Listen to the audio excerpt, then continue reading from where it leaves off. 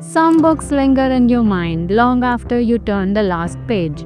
They haunt you, not in a scary way, but in the way that makes you think about life, love, and the choices we make. Claire Leslie Hall's Broken Country is one of those rare books. I gave it 5 shining stars, and today I'm going to take you on a deep dive into why this story completely stole my heart. The novel opens in Dorset, 1968, a place of rolling green hills, quiet farms, and secrets buried deep in the soil. But there's trouble brewing beneath the calm. The first sentence, chilling. The farmer is dead. He is dead. And all anyone wants to know is who killed him. Hall doesn't just describe Dorset, she breathes life into it.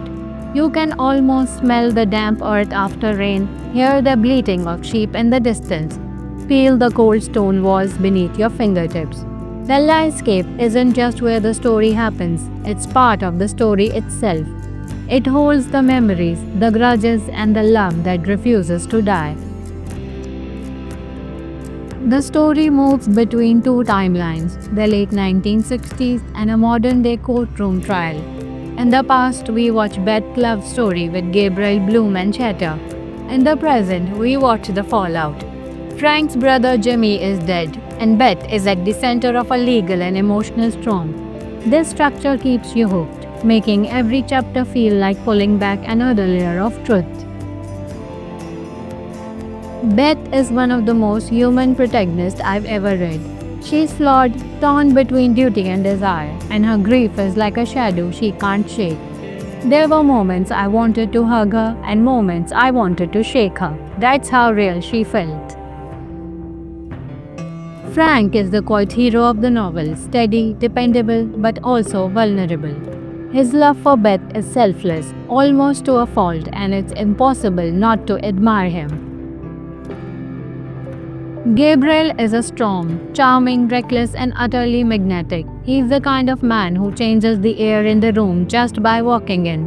But with that charisma comes chaos. Frank's younger brother Jimmy is a deeply complex figure, a troubled soul wrestling with addiction and the scars of past trauma. Jimmy's death is the spark that ignites much of the novel's central tension, leaving a hole in the family and raising questions that ripple through the entire community.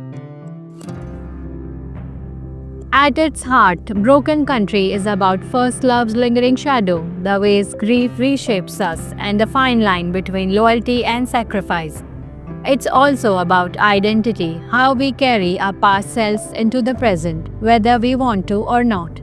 These scenes are universal, but Hall writes them in a way that feels intimate and deeply personal. Just when you think you know what happened, Hall throws in a twist that knocks the wind out of you. The courtroom scenes are gripping, full of tension, side glances, and unspoken truths. Every testimony adds a new piece to the puzzle, and you are left questioning everything you thought you knew. So why 5 stars? Simple, emotional honesty. Hall doesn't shy away from the messiness of love and loss. The setting is rich and atmospheric. The characters are flawed, vivid, and unforgettable. And the pacing, perfect. I read this in 2 sittings, completely unwilling to put it down. If you love literary fiction with mystery elements, if you're drawn to emotional family sagas, or if you enjoy books that spark big, messy discussions in a book club, Broken Country is for you. This isn't just a story, it's an experience. In the end, Broken Country is exactly what I hope for when I pick up a book. It broke me and then slowly put me back together. I'm giving it 5 stars without hesitation. Have you read it yet? I would love to hear your thoughts in the comments. And if you enjoyed this review, make sure to like, share, and subscribe for more bookish deep dives. Until next time, happy reading!